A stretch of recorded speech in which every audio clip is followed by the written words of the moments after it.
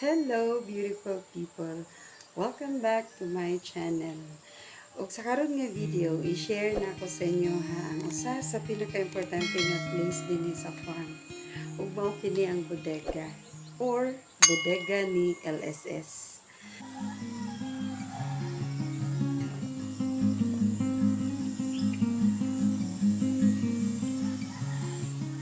Nahimo ni siya tungod sa pagginahanglan. So like kinahanglan na nato siya nga i-build.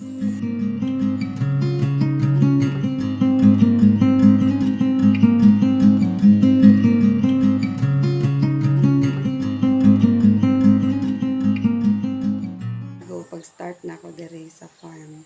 Wala ko'y kabutangan, wala ko'y kabilinan sa ako ang mga tools. Ginapadala na ako sa mga trabahante, kanang mga sarong, kanang mga guna, hastang pala, ipadala na lang na ako kaysa ako pa magdala-dala balik dito sa syudad. Sining maabot na ka sa time nga mag-ilis-ilis na ka mga tao, so dili na kayo mo ma-monitor ang imong mga tools.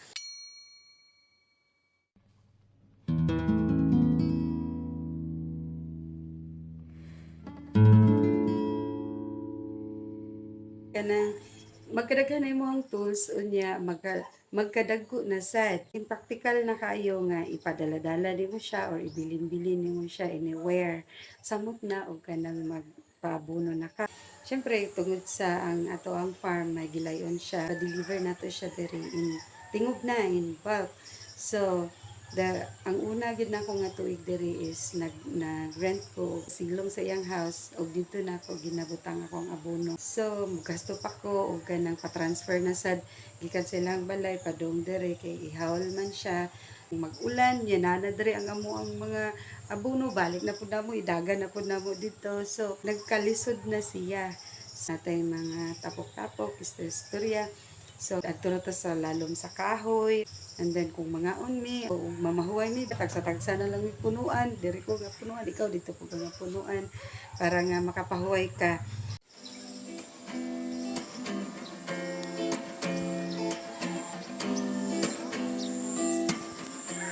Felt like kinahanglan na kang mag-build og structure nga wherein mag-gather nimo ang mga tawo in one place.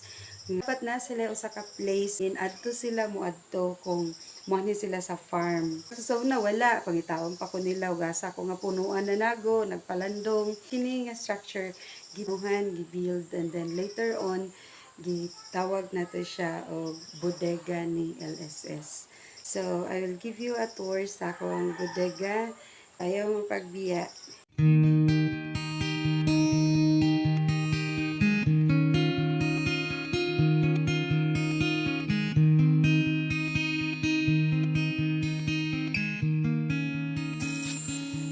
So, mo ni ang yahang pinaka-entrance. So, nagsulod nimo ang musugat nimo ang kining mga bangko na duha ka pultahan. And then ang kini siya diri nga first door kay pahawayanan. Business sad siya at the same time. Then diri stock room. So, diri na nato gina-store ang tanan nato nga mga gamit. Mga benches, gihimo ko ni para ni sa mga trabante.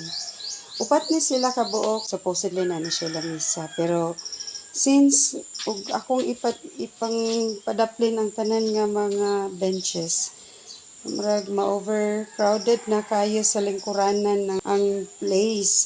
Ako ang gibuhat is ako na lang gihimong murag lamisa na lang ang kining duha kay butanganan na mo sa mga thermos, kape, kining nasa balde kay mga cups na. So diri by the way diri sa ato ang farm sa LSS farm kay libre ang coffee. So only coffee makahelp na sila nga dili sila dukaon dito sa field kung magtrabaho sila. Kita ang kanang farm. So, may farm. Makita nato. Wait, makita nato sila din ha. Or then dito babaw. So, makita nato. Ato ang farm. Aha, nan. So, pwede tang makalusot diha, entrance exit.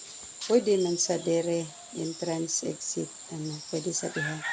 Ato ang gibutang ang bodega strategically diri sa to nga sa farm.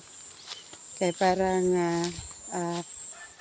convenient siya sa mga tao, mga trabahante nga manhi diri. So, dinhi niya and then nara bodega. So, and then dito po sa other side. So, tabok-tabok lang na. Wala pa mi electricity. So, gamit na mo powered by solar. So, gusto na to diri siga kayo ang bodega magabi. 5 ka solar lights atong gibutang kay para nga mo hatag siya og siga sa magabi dinhi sa area na kananay solar dito po speakers na pod at bang pod ani na pod and then adus to nga ang electricity through grid nag-apply pa pod ta pero nakapawiring na ta din para man nga makagamit sa ta diri og kanang grid power. We don't know, magdala ta dig ref, magdala ta TV, magdala ta og microwave. So magamit nato. Although ang tinuod nagamit pa tag uling diri na naray uling. Napuyo sa kasako na mabaw sa ako nga uling. Mao ni ang pinaka baga tapukanan gyud namo kini nga area. So everyone kung musulod lang sila diha and then maglingkod, i-greet nato sila, istoryahan nato sila. And then makatagtag mga instructions silang buhaton. So diri na siya may tabo sa ato ang pinaka meeting place. Ang kini nga bodega is 20 by 20 feet ang size. And then 12 ang atop, 12 feet. Usa ka room, pahawayan na room lang na siya nga for resting and all. And then dere is ang stock room. So, i-share na ko sa inyo ha. Ug unsay na sa sulod sa stock room.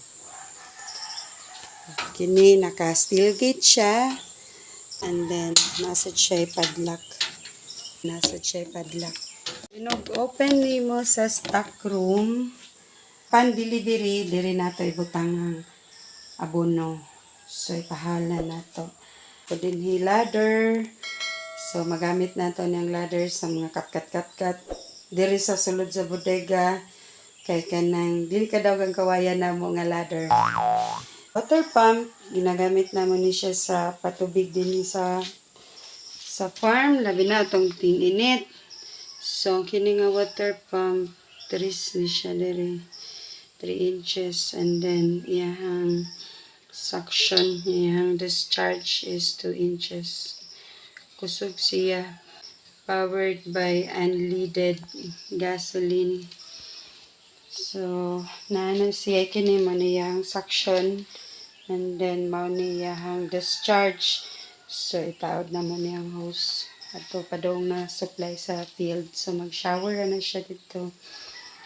And ito yung mga tools po nga gamito na to sa pump. Kini bodo para sa gasolina. Kini mga gamit man kayo ng mga ring para sa hose. Kini use tires at patunganan na siya sa pump para support sa vibrations sa motor. Nasa ta diri drum. Pasprita. So, gamit na niya itong drum. Dala na ito, timplahon na ito ang chemicals. Trapal. Gamit kayang trapal din sa farm. Kay una, din nata mag-mix. And then, sa mga abono. And then, kaduha, kung nasabtay mga gathering. Gamitin po na nato siya as canopy. Boost ni nga sacks. Uban na pang-dispose na nato. Pero ang uban, gina-retain na to, gamitan sudlanan sa patdan, kanang magpatanong ta. So, kay ihawl man na from one place to another, kinahanglan ta og sudlanan. Mo na, kanang mga used nga socks. Kini natay mga kabilya dinhi, mga sobra ni actually sa pag-build ani nga bodega. So diri ra siya nato ibutang mga pinutol na nga mga tubo nan diha nato butang. Sobra ni nato nga kanang gasoline. Gamay na lang about 2 to 3 liters. And then kinipod mga used oil kay kung gina-change oil na to ang makina ato ang motor. So kini dere mga sobra-sobra lang ni mga used nga mga paints, mga bisag unsa na lang na dinha sa box nga pwede pa natong magamit. Kini kulangan ni siya og sumpay para sakyanan ni sa abat. Reserve ni siya sa kanang natay manilig mo kita diri sa natay doxilig mo nang ikaduha kuaning raincoat. Bulingit na kayo. So kay kanang kato nasulob na ko ni nga kanang nagpatrabaho gid mi nya gaulan. So ako kay very hands-on kay ko like mo apil sad ko nag-akini nga time nagpatanom mi. So apil sad ko hakot kanang tanom hakot sa patdan. So, mananghugaw po kayo siya. Tawagan ni man. Basta kayo ka lang sa metal ni siya gagabas. Gibitay lang siya na ako diha. Kaya na may extra nga lansang. Mano ang tank spray. Ginagamit natin ni siya ka nang mag-spray ta sa field. Actually, duha na sila kabuok. But, i-dispose na to sa dito sa tuwang sa katrabahante nga manginanglan siya ni. Tie wire, skinny rope, para ni sa truck kanang biraw ng truck in kasog dili makasaka or ihigot sa tubo kay kanang kinahanglan nato siya pahugtan kay ang dalan dire bukid man so tungason kayo kung needed lang siya so mo na atong gamiton pero ang mga tapasero dire mayo kayo mo arrange sa tubo nga hugot jud kayo ang tubo pagka pile dito sa truck. So, wala na to kay na siya nagamit. So, nagamit lang na siya kausa katong gibira na tong truck kay kanang di siya kasaka tungod sa ulan.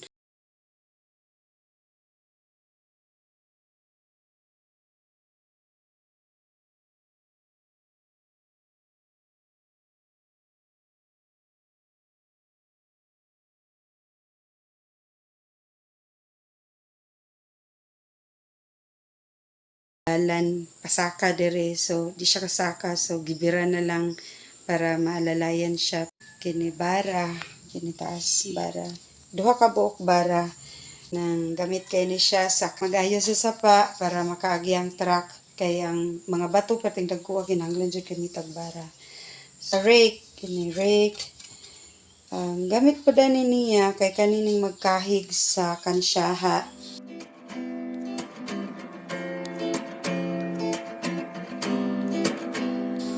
Kanang magpaobra na ta for nato na siya i-cultivate ang kansyaha ato na siyang kahigon alternate like may kansyaha wala kansyaha may kansyaha wala kansyaha so mao na atong gibuhat gikip na to ang mga kansyaha para mahimo man siyang fertilizer later on sa to ang tubo wala na to siya gisunog and then kung wala pud na sunog ang kansyaha ang sagbot is dili po din na nakadaghan kay sirado man ang yuta ang tabunan sa kansyaha so dili kayo katubo ang mga sagbot sa roll nan there are 5 of them pero na isang wala na handle himuanan pa ang mga tao diri guys sila ray maghimo sa gunitanan inagpalit nimo dito sa hardware wala na gunitanan sila ray mangitaw og ideya kini pala gamit niyang pala kanang magkanal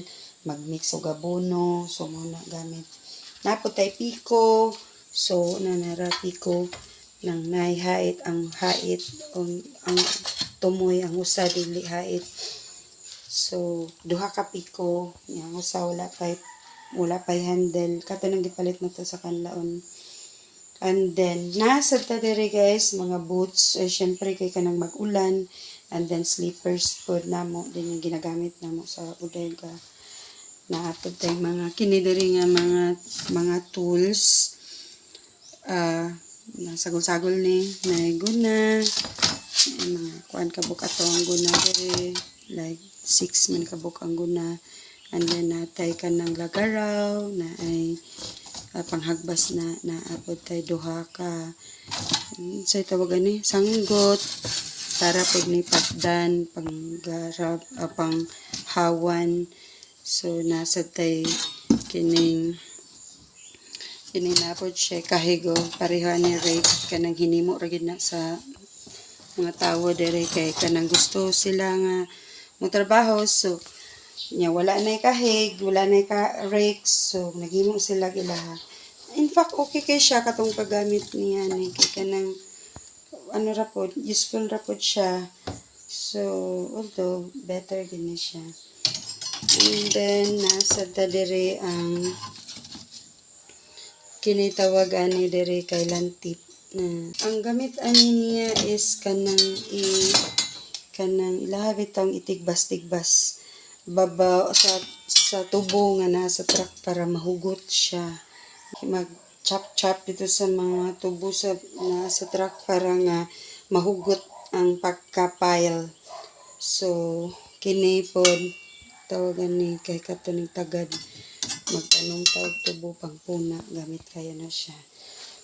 So natay mga tools diha, naputay tools po diri sa agyanan gamit ta anytime natay magamit dayon nga dili na kinahanglan nga mosulod diri.